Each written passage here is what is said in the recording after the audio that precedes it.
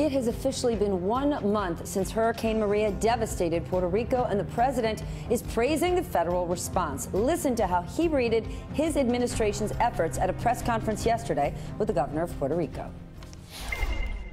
Mr. President, between 1 and 10, how would you grade the White House response so far to the hurricane? I'd say it was a 10. I give ourselves a 10. We have provided so much, so fast. We were actually there before the storm hit. I would give a 10. President Trump says it's a perfect 10. But let's take a look at where the island stands today. Nearly 80% of the island still without electricity. Over half of the cell towers in the area are down, which means many residents are forced to travel miles away just to contact their loved ones here on the mainland.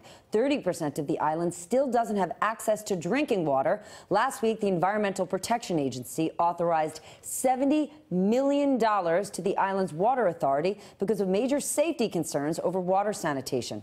Highways and bridges took a major hit after the storm. Heavy damage is making deliveries.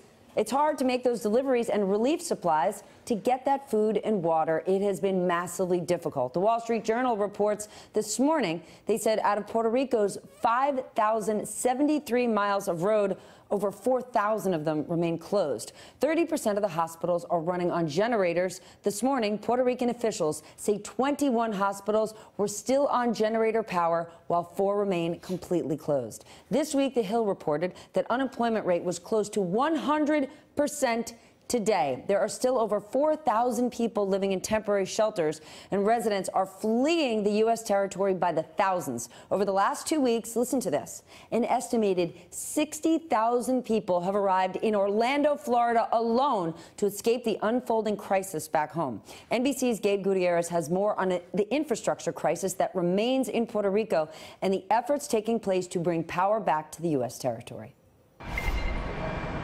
In Old San Juan, Eddie Ramirez runs a bed and breakfast, but after Hurricane Maria, he's become his neighborhood's power source. And you feel helpless, even though we're actually trying to do as much as we can. When he installed these solar panels years ago, he never dreamed they'd become his lifeline. Now he's running extension cords to surrounding homes, storing insulin, milk, and ice for his neighbors.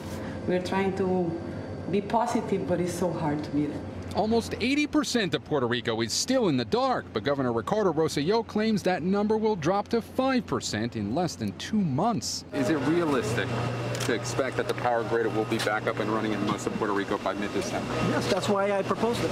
At this aging power plant, they've rented 2 massive turbines from a Florida company that officials say will light up the capital city within 2 weeks. Well, how do you fix this? It's certainly a great challenge. Rebuilding the grid from scratch largely falls on Ricardo Ramos, the recently appointed CEO of the Power Authority, which went bankrupt after allegations of corruption and a long history of maintenance problems. This is extremely old technology, you know, a steam power plant with boilers, you are burning a bunker fuel. That is, you know, unheard of. For Eddie Ramirez, skepticism is measured in mangled power poles. It's a ghost town. It's dying little by little. The government hasn't lit up his neighborhood, so tonight, it's up to him. Gabe Gutierrez, NBC News, San Juan, Puerto Rico. Let's stay on the story as we have been doing. We were together on the day that hurricane landed, and we are sticking with the story until, bless you, until we can get the full story about what's going on and when it's going to happen. Joining us on the phone is Major Paul Dolan. He's with the National Guard of Puerto Rico. Major, thank you for being with us. We've had some good updates about the situation on the ground, but can you tell us specifically what challenges the National Guard continues to face in Puerto Rico? Hey, good morning, Ali and Stephanie. Thanks for the opportunity. You know, the motto of the National Guard is always ready, always there, and that's definitely what we're doing. We're here and we're ready to serve. Definitely, there have been challenges, as you just mentioned in the news update. Power, water, everything is a huge challenge, but what we're doing is tap out as best we can. Our biggest priority right now still remains being that food and water get to the citizens in need. We've got several distribution centers set up throughout the island, and we've recently begun to deliver straight from the port to each municipality pallets of food and water to ensure that the food and water gets into the hands of the citizens in need. Regarding the shortage of water, in addition to the bottled water that we've distributed with FEMA, which has been over 8 million bottles of water so far, we're also purifying water.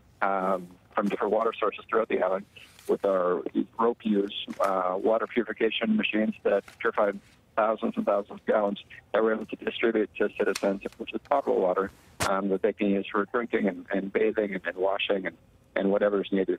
And those are just a couple of examples of the things that we're doing. In addition, we're still working, cutting down trees and fallen trees from the roads. Initially, the first couple of days after the storm, we addressed the major freeways, and now we're concentrating on the secondary roads, which kind of go towards the center of the island, to ensure that there's a free flow of traffic for everyone so they can get where they need to go. So the Puerto Rico National Guard hasn't rested since day one, and we won't until the job's done. When we speak to people on the ground, they say there's a lot of private contractors, whether it's Halliburton or Blackwater. They say there's a whole lot of relief efforts where they say they see guys in black T-shirts and fatigues.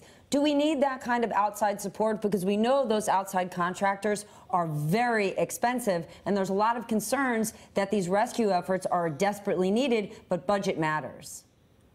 Right. I have seen some civil or civilian security elements. I'm not sure which companies they represent.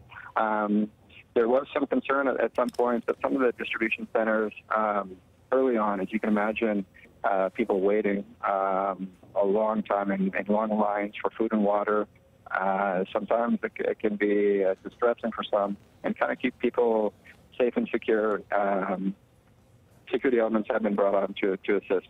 But as for the National Guard is concerned, we too have been offering our soldiers as security, military policemen and women, have been augmenting the Puerto Rico Police Department as well as the municipality police departments with patrolling and intersections and whatever is needed to ensure that the island is safe and secure.